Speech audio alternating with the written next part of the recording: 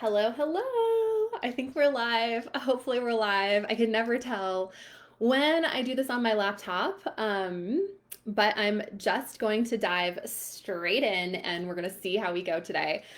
Today, I want to talk about four things never to do on a sales call and how, if you're doing these things, you're likely sabotaging your sales call. So if you stop doing these four things, I promise you they're going to go so much better. You're going to feel so much better about them, and they'll actually get much better results, and you'll build some really incredible relationships as well. So, hey everyone, let us know that you're here. Just if you can hear me, send me a heart or a hello or whatever. And I'm just gonna dive in. So, what not to do on a sales call? Let me know, hands up, who feels awkward and uncomfortable when getting on a sales call. If you feel awkward or uncomfortable, just pop that into the comments as well. And yeah, just give me some of your general feelings as to how you feel when you're getting on these calls with your potential clients. Okay, so the very first thing that I want to talk about, actually, you know what? There's five. So let's just jump in here right away. So the point of a sales call, ironically enough, is not to sell. It's actually to get to the truth, right? Can I help this person? And do I actually want to help this person? So we're trying to get to the truth on a sales call. We're not trying to sell anything. So, what I say, the first never to do on a sales call is don't ever come onto the call to try and make a sale. Be of service. Completely take the word sales out of your vocabulary and switch it to service. I always unattach from the outcome of the call. Make it your job on the call, to give them enough information to allow them to make the decision for their highest self, which ultimately will be the best decision for you as well, whether that's working with you or not. And sometimes I will even flat out say that. For those of you who are my clients, you know that I do not sell on my sales calls. I literally completely make it my job to want to help you and to help you decide if this program or working with me is right for you and does it align with your highest self. I would never, ever, ever want to push someone into anything that isn't. Okay. So the first step is don't come on the sales call to try and make a sale and completely unattach yourself from the outcome. Okay. I know that it's easier for me to say that now when I have more than enough sales coming into my business and it's not an issue anymore. I actually can really easily attach from the outcome, but I completely unattached from the outcome in the beginning as well when I had zero clients. Okay. Switched sales to service and always showed up being of service. Okay. I like to think of literally being a vessel and a messenger. And I know, and I've seen proof of this, that when I align myself with who I am and my essence and my soul, and I really truly feel like I'm living life in alignment and running my business in alignment with my purpose, I feel so guided, and the universe really does just bring the right people to you, and the wrong people will bow out. Okay. The second thing to not do on a sales call is no coaching on a call. The only reason that you should coach anybody on a sales call is if it's at the end and they're trying to make a decision, okay? And I'm not saying coaching people into a yes, that is absolutely not what I do. Coach people to help them decide, is this the right opportunity for me, or not? Okay. If it's not, and if it's a no from them, amazing. Thank them. Let them know that it was amazing meeting them and let them jump off. Let them be. Okay. If they don't have the money, if they're literally like, absolutely not, there's no chance I can afford this, then there really are people out there who are not going to be able to afford your services. And that's the legit truth. Direct them to your free trainings, direct them to your free Facebook group, let them know what events you might have coming up. If you're doing videos, let them know about your videos. If they're a um, if they're a no, I don't have the money right now, or I'm not sure that I can afford this. This is where it gets a little bit tricky. I don't handle sales objections. I don't actually believe in that. And I've shot a video and done a live earlier on how I don't handle sales objections. So if you want to learn what I do instead, gosh, I have like a hair tickling my nose. Then go and check out that live or that video. But I there is it's hard to differentiate at the end, right? If someone gives you a money answer, oh, I can't afford it, or I'd love to, but I don't have the money right now. I am always naturally that kind of a person.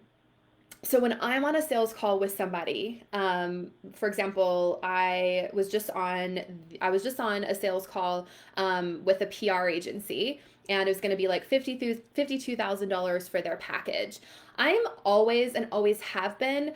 Uh, mm, I don't think I can afford that. Like always, that's where my natural mind goes because of my money mindset, and I've definitely had to do a ton of work on up leveling my money mindset and how I invest in my business. And so I was initially, I want to do this, but I'm not sure if I want to invest this money right now, right? And so what he did was he asked me some really powerful questions, which I also teach you inside of my program Soul Business Accelerator, to get to the root of the cause. And I will absolutely be making that investment, even though that I was not so sure about the money thing. So I definitely say no coaching as far as their life or their business goes on the call, or no guidance, no intuitive healing on the call.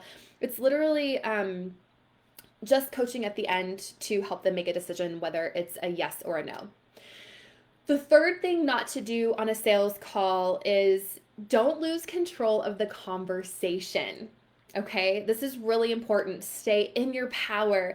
Stand as the leader. You're driving this bus in town, right? And it's your responsibility to take that stance. Don't let the call flip around. Don't let them take control of the call. Don't lose your power, right? If they're diving too deep into their story, or if they're going on and on and on and on and on, feel free to jump in there and say, "Hey, I'm actually going to stop you here, and here's why," right? You drive the call, you drive the conversation, you stand in your power. And this goes both ways. They're learning from you if you are going to be the right fit for them, but you're also learning from them to see if they're going to be the right fit for you. Okay, I don't invite everybody into my programs, and I don't invite everybody in to work with me.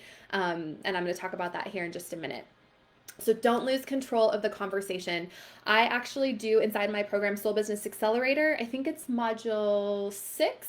I have a sales script or sales outline for people who don't like scripts on exactly what to be asking and at what point in the sales call, and then also how to transition into making that offer at the end. So if you want some guidance on sales and how to do them, if you want further training, send me a message, and we can talk about Soul Business Accelerator if you're not already in there, and see if it's right for you.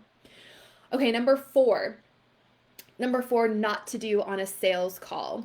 Don't we don't want to soften or lessen their experience. Okay, they're booking a call with you because they need help, and they're at an urgent space of, I need to change this, or I need to fix this, or something really terrible and awful is going to happen. If they're booking a call with you, they're at a point in their life where they're really struggling.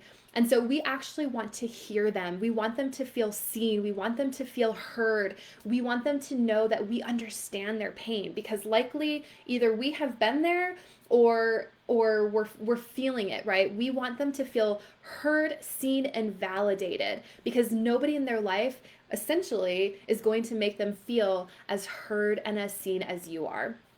We don't want to soften it and lessen it by saying, "Oh, it's not that bad. Don't worry. Don't stress." And we don't want to say, "Oh, it's okay. Don't worry about it. We can fix that." No, we actually want to validate the pain points that they're telling you. What are they struggling with? Yes, I hear you. Oh my gosh, that must be so hard. I know, I was there. I remember what it was like to not get any clients. I remember what it was like to hear crickets for 9 months. I remember what it was like to doubt myself. Yeah, that sucks. I remember. Validate them, hear them, see them, okay?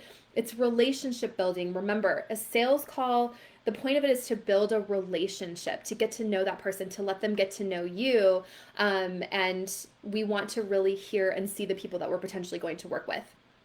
Number 5, this is really fucking huge, and I have been trying to figure out a way to weave this into my content without talking bad about the coaching industry. Don't ever sell someone something that you aren't 100% sure will work for them. Okay? That is so important, because so many people out there I've seen invest in programs, right? They learn how, coaches a lot, I think coaches in particular, they learn how to sell from other business coaches out there, which is why I don't teach selling.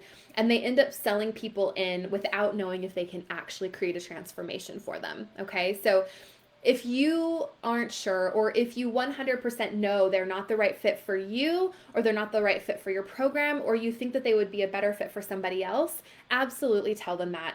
I refer people all the time. So if you've done a sales call with me or a consultation with me, and I've told you, yes, I'd love to work with you, it's because I know that I can get you the results that you need. If I don't know that, I will refer you elsewhere. Okay, so please stay in your integrity. And if someone's not your ideal client, or you're feeling an off vibe, or you're just not sure, or it feels like what they want is over your head, do the right thing and refer them on. Okay, it's not a big deal. There's always going to be more people. There's always going to be more people. And what I like to think about is, let's just say you have this deck of cards, right?